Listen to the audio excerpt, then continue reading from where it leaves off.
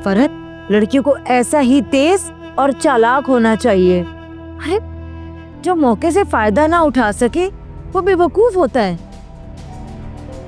अम्मी वैसे तुम्हें मेरी क्वालिटीज पे ना बहुत शक है। माना कि फरहत मुझसे ज्यादा तेज है, पर मैं भी कोई बेवकूफ थोड़ी हूँ। तुम बस देखती जाओ मैं कैसे अरहम और उसकी माँ को उंगलियों पर नचाती है। तुम्हारा दिल खुश कर दूंगी अम्मा मैं। शाबाश, अब लग रहा है ना तुम मेरी बेटी हो। चलो अब जल्दी से तुम लोग सारा घर साफ करके अच्छे से तैयार हो जाओ। वो उस्तानी रही है ना, इसीलिए टाइम की पाबंद है। चलो तो शाबाश, जल्दी करो, यही वक्त है सलीका दिखाने का। ठीक है अम्मा, हम बस अभी तैयार हो जाते हैं। चलें आप ही जल्दी से काम कर लेते हैं।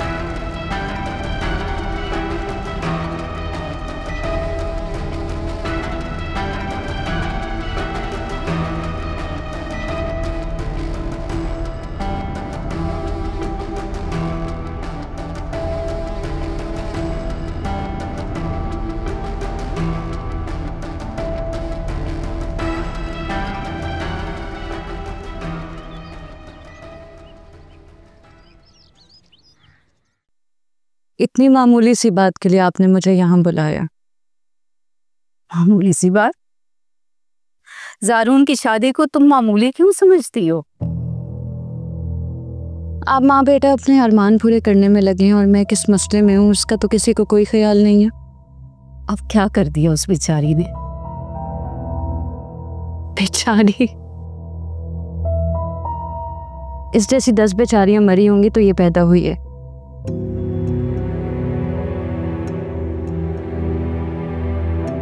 जब आपको पता चलेगा ना कि कल इसने हरकत क्या की है, 1 मिनट नहीं लगाएंगी आप रिश्ता खत्म करने में। क्या किया है? आपको पता है कल ये दवाई का बहाना बना के रिदा को लेके गई है और वहां पे इसने अरहम को बुलाया, दोनों का पैचअप करवाना चाह रही है। अब साकिब जब ऐसा चाहते नहीं है तो क्या जवाब बनता है इस तरह की हरकतें करने का? क्या होगा? रिदा बैठ जाओ यहाँ आके। तुम्हारे क्या इस तरह चक्कर लगाने से सिचुएशन बेहतर हो जाएगी? जो तूफान आना है वो तो आके ही रहेगा। फिजा, मुझे समझ में नहीं आ रहा कि तुम इतनी नॉर्मल कैसी हो। तुम्हें अंदाजा भी है भाभी ने अगर ये सारी बातें अपनी अम्मी को बता दी तो एक अजाब खड़ा हो जाएगा। फिजा, वो क्या सोचेंगी हम बहनों के बारे में? तुम्हारी और ज़ारून की मंगनी भी खत्म कर सकती हैं वो।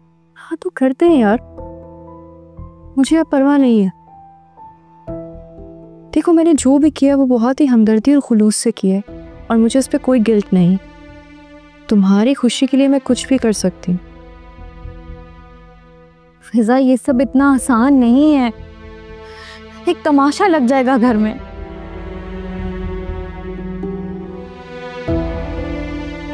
भाभी ये मंगनी खत्म करवा देंगी। फिजा देखो रिता, जो मेरे नसीब में है ना वो मुझे मिलकर ही रहेगा, और जो अल्लाह ने मेरे नसीब में नहीं लिखा हुआ वो सारी दुनिया मिलकर भी कोशिश करे तो मुझे कभी नहीं मिल सकता। इस बात पे मेरा बहुत पुख्ता ईमान है। इसलिए प्लीज़ अब तुम भी टेंशन लेनी बंद करो।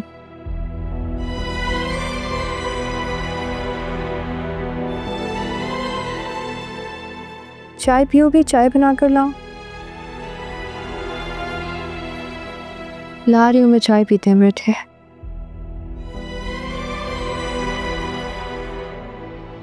पता नहीं क्या होगा।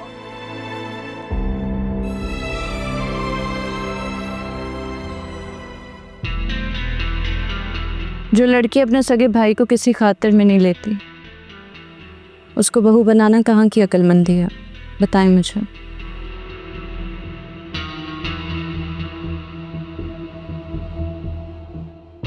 आपके इकलौते बेटे को शादी के बाद उंगलियों पे नचाएगी है। इसीलिए मैं कहती हूँ कि जो भी फैसला करें सोच समझ के कीजिएगा, सिर्फ ज़ारून की ख्वाहिश को सामने रख के नहीं, बल्कि इस घर की इज्जत और सुकून के लिए। ठीक कह रही हूँ ना मैं मॉम?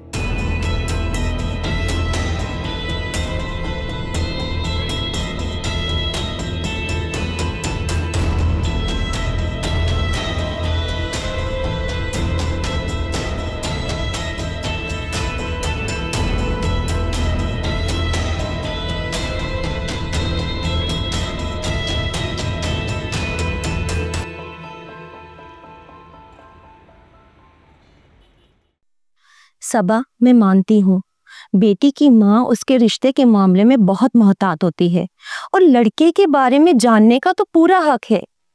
अब देखो ना, शहनाज बाजी ने खुद आकर सारा मामला क्लियर करवा दिया है और अब हम भी यही चाहते हैं कि तुम कोई अच्छा फैसला करो।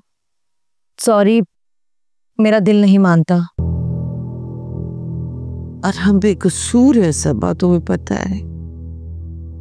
आप माँ है तो मैं भी तो एक माँ हूँ शहनाज बाजी, और इस बात की क्या गारंटी है कि शादी के बाद मेरी बेटी को मोहब्बत, खुशी, उसका हक सब कुछ मिलेगा? मैं देती हूँ ना गारंटी सबा। मेरा अरहम बहुत फर्माबरदार है, मैं जो कहती हूँ वो करता है। घर आने के बाद मैंने बहुत सोचा, आपका बेटा आपका फर्माबरदार होगा, बहुत अच्छी बात है, लेकिन पहली मोहब्बत को तो नहीं भूला जा सकता ना।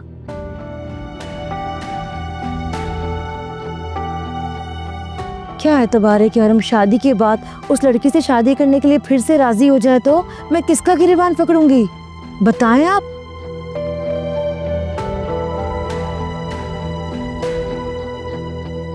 मैं माजरत चाहती हूँ बहन, मैं जानते बूझते हुए अपनी बेटी को अंधे कुएं में नहीं धकेल सकती, महज आपके ज़बानी कलामी वादे की वजह से। अच्छा, क्या गारंटी चाहिए तुम्हें? आप कहती हैं कि मैं 1 हफ्ते में ज़ीनत की शादी कर दूं।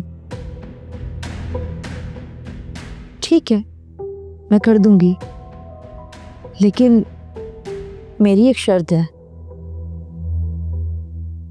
आपको अपना घर मेरी बेटी ज़ीनत के नाम लिखवाना होगा।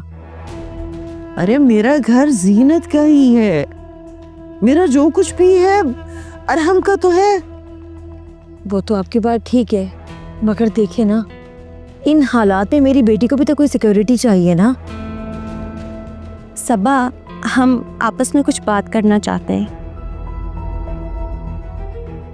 ठीक है, आप लोग बात करें, मैं किचन में चाय वगैरह देखती हूँ।